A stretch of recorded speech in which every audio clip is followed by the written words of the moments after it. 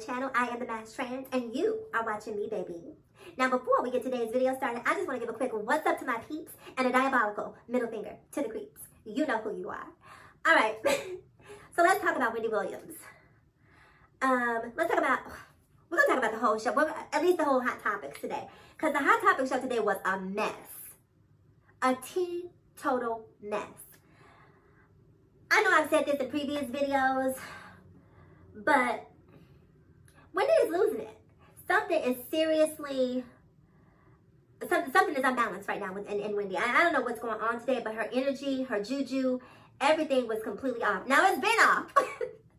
It's been off, but today it was off in a very acrimonious way. You know what I mean? Like she was being very snappy and very short, and I didn't like it.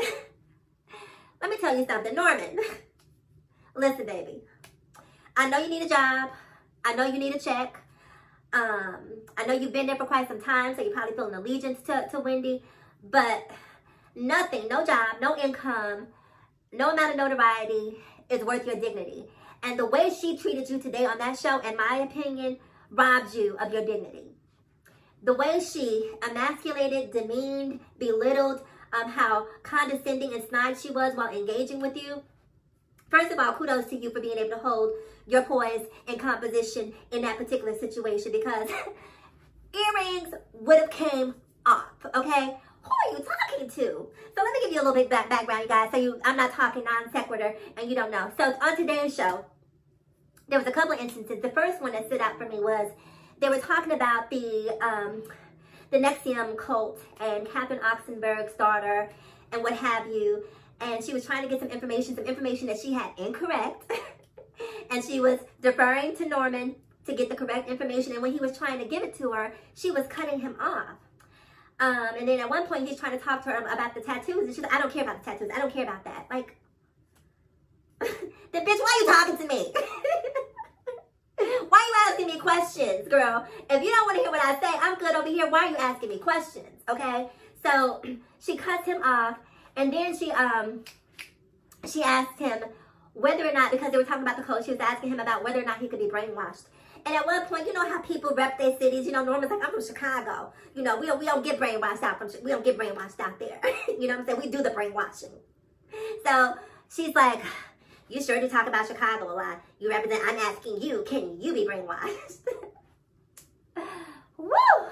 So Norman says, no, he can't be brainwashed. And then she says, you know, because I can't be brainwashed. Well, you may not be able to be brainwashed, Wendy, but you can certainly be D-I-C-K-matized, which is adjacent to brainwashing. You can definitely be D-I-C-K-matized. How can you come on the show and talk about, because let's go back to when this whole Calvin and, what's the girl's name? I can't think of her name, but whoever he has the child by now. When that whole thing was unfolding, Wendy came back on her show, had pictures of them old school telling everybody how, you know, their marriage was strong and no one was coming in between it. And I'm thinking to myself, the world knows, Sharina, that's her name. The world knows he's cheating with Sharina. We see the pictures, and here you go, looking like a dummy on national TV, telling everybody how your marriage is solid. Since when? Since when? But you can't be brainwashed? And I say that point because she went on and on how she couldn't be brainwashed. Then she came back around. There was a second story that I guess it was a story about her that she didn't want to talk about. And she was like, roll the camera, just roll it to the next story. And, you know, just sort of being short with Norman once again. I don't know what Norman is made of. But if he is from Chicago, he's clearly not from the South Side.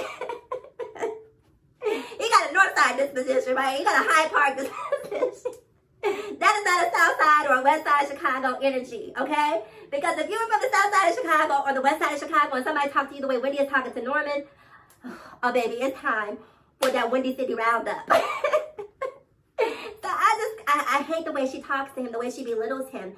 It's really problematic for me. It's not just him. I just hate bullies in general. I hate when people who are in positions of power speak and treat people as if they're nothing. I don't care if it's a waitress, an Uber driver, a door person, the person taking your order at the fast food restaurant. Treat people with dignity. Treat people kindly. That's not how you talk about people who support you in your success, i.e. a Norman.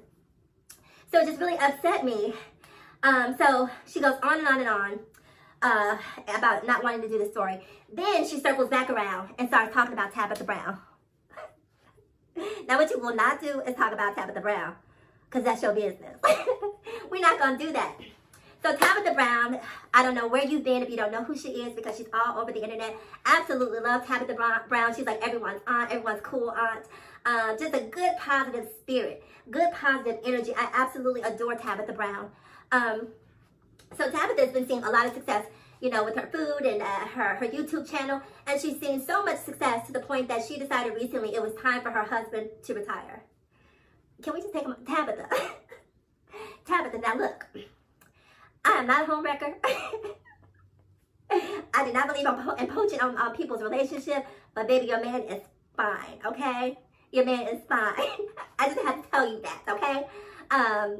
So Tabitha retired her husband. He has some sort of nonprofit where he's coaching kids, and because she's had so much success, it's put her in a position where she is able to give him an opportunity to live out his dream of growing his nonprofit and coaching young children, which I think is fantastic. Now, Wendy goes on her show and basically says that Tabitha's marriage is doomed because she's taken away her husband's livelihood. And, you know, when a man starts depending on his woman financially, he's basically, you know, throwing stuff at the wall to see what'll stick as far as business endeavors go, right? And because of that, there'll be several failed endeavors, and she'll keep having to finance it. She, being Tabitha, will have to continuously finance those failed endeavors, which will in turn cause stress on their relationship and cause them to break up. Now listen, Wendy, we get it. Calvin played you. Who hurt you, sis? And the answer to that question is Calvin. You know, I get that he played you, but just because you got played doesn't mean that Tabitha is getting played. Tabitha responded too. Tabitha said, I'm going to paraphrase what she said. Tabitha basically told Wendy, she said, girl, God bless you. God bless you and your lonely ASS. I know you hurt. I know you lonely. Ain't nobody, this is me paraphrasing. I know you hurt. I know you lonely, and you look around and ain't nobody around to hold you at night, so. And I'm sure that that is a very hurtful place to be. But what you need to understand is that's your business. Because that's your business. What you need to understand is that's your business. That's not my business. Over here, I'm good. I have a great man. He's worked hard to support me in my dreams and my endeavors. And I am comfortable enough and not ruled by money and finances to the degree that I feel like sharing my wealth and my opportunities with my man and my significant other who has been there. We started from the bottom, now we're here, right? He's been in the grind with me, paying the bills that allowed me to have the success that I'm having. And now I get an opportunity to return that success. I'm not going to hesitate to do it because my success isn't mine, it's ours. Okay? Because we both built this. And I know you don't understand that, baby, because you're the breadwinner and he's been pushing you out there. You know, look, Kevin is a glorified pimp, right? He's been pimping Wendy. He's been pimping Wendy. He didn't want Wendy. He tolerated Wendy. He tolerated Wendy until he got into the financial position that he wanted to be in, and then he walked away. He secured the bag by having a child, and then he walked away. Sharina is probably one of a litany of women that Calvin has been with. And I'm sure that Wendy has been knowledgeable about this all along and played her part.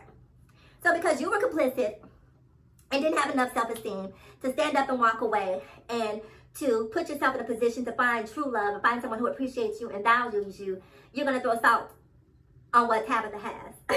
Tabitha makes the seasoning, okay? And if anyone has salt to throw, it will be Tabitha, okay? She makes the seasonings. But Tabitha handled it in a very classy way. She read her. She read Wendy. And that's the thing about Wendy, right?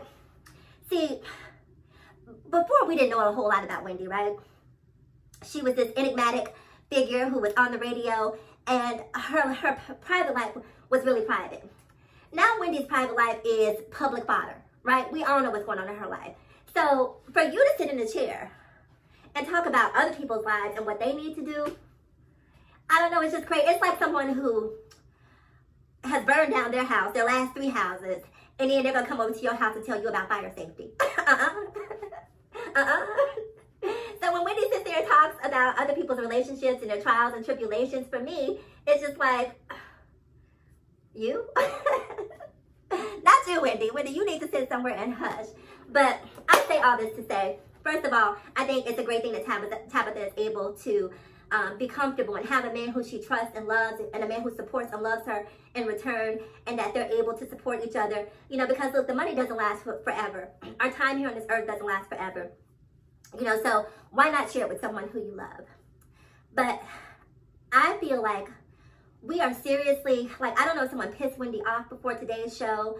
I don't know if she's postmenopausal, perimenopausal. I don't know if there's something, you know, some sort of physiological thing that's happening, you know, if she's flashing, or I don't know what's going on with this. But I know that the way she comes across on camera to me says that either she's tired of doing the show or she wants us to be tired of her doing the show. And it's really not very entertaining for me as much as it used to be maybe 3 years ago. I think about maybe 3 or 4 years ago when it was really in its heyday. She really hasn't been right since she had the Statue of Liberty, you know. That will forever, only because she didn't suffer, that will forever be one of the funniest moments in TV for me. Anyhow, you guys, comment below, because I'm really curious to know what you guys think, whether or not you think, you know, there's something going on with Wendy. Like, I just think it's time for her to walk away from the show.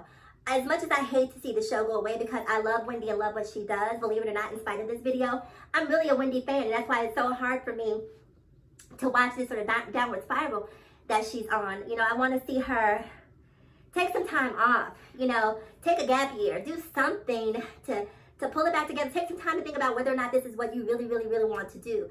And like I said, give someone else a new opportunity. There's like, is it Devin Simone who does it? I love Devin. Devin's often on the show. I think Devin might be a good host on the show. Again, Kiki Palmer, I absolutely love Kiki and her personality. She might be a good host on the show.